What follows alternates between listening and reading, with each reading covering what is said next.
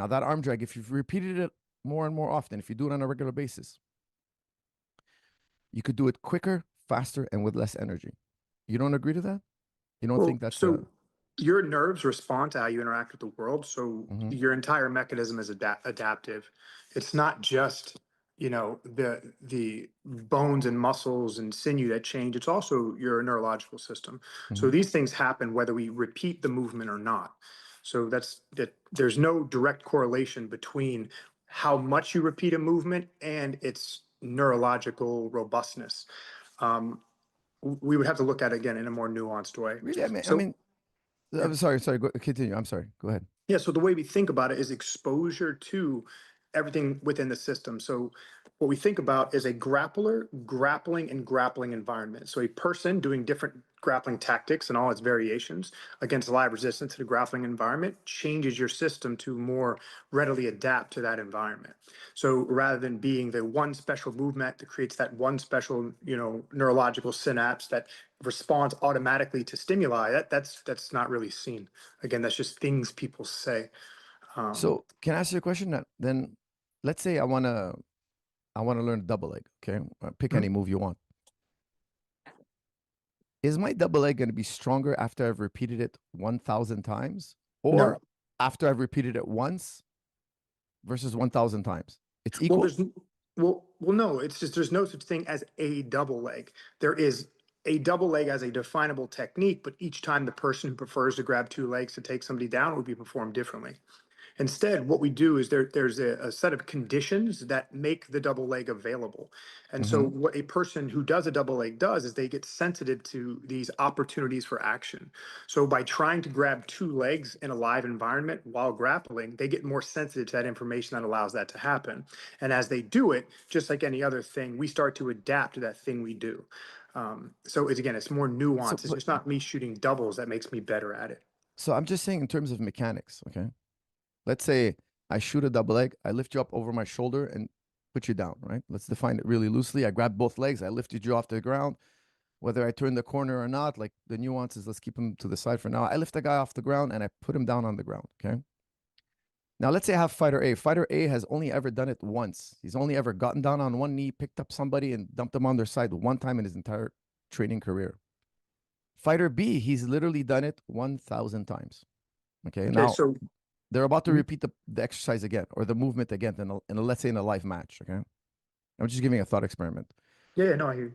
When fighter A level changes and fighter B level changes, and fighter A shoots into the legs, fighter B shoots into the legs, isn't fighter B going to be doing it more efficiently, faster, with less energy because he's Well, repeated the exercise more often? Because would you say repeat the exercise? Do you mean just like shooting doubles at a static partner, or do you mean yeah, like yes, static partner. I'm talking about so? purely mechanics, pure Okay, mechanics. Yes, so not tactics. let's imagine that nobody's done a live match before.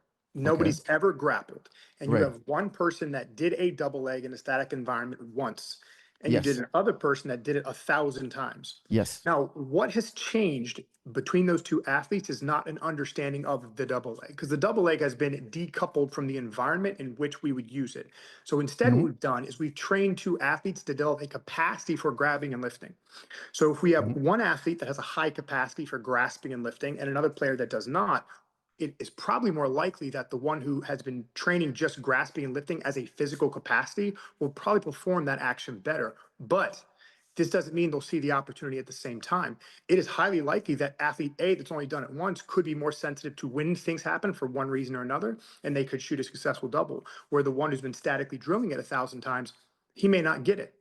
So Okay, it but again, if it's more nuanced. all things being equal, except one thing, one guy drilled it, one guy didn't drill it, you agree that drilling it will give him some type of superiority and efficiency. Now, Well, what I want to ask you after that is, are you getting that element somewhere else, and that then we don't have to drill because you're getting it from somewhere else? Because I think we would both agree that there is an efficiency. The guy who's repeated the movement is going to get into the legs faster and using less energy because well, no, that's because when the legs are available to grasp is not an understanding of the double itself, but how two bodies engage at a right. That's certain distance. tactics. That's tactics. That's strategy, tactics. Well, When is the window open? double Is that legs don't exist without an understanding of what you would say is strategy and tactics. So they all must be trained at the same time.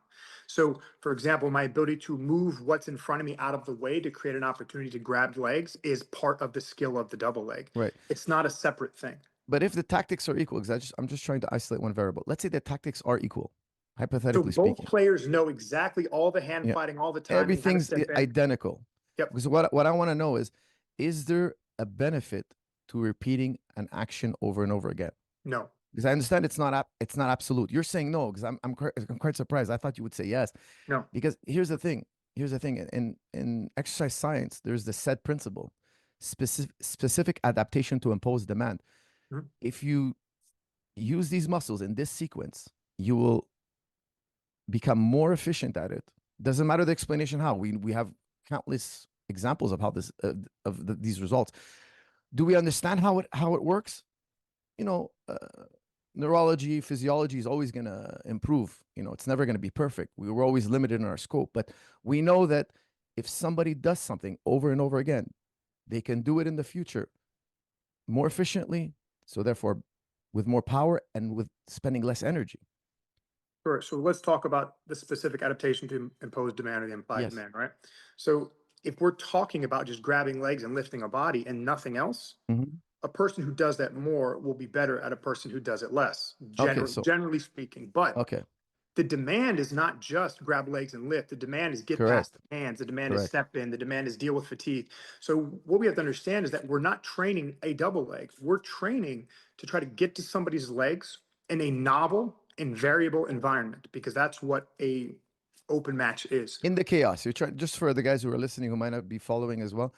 I want to be able to do this double leg in the chaos that the combat room, the combat sport provides.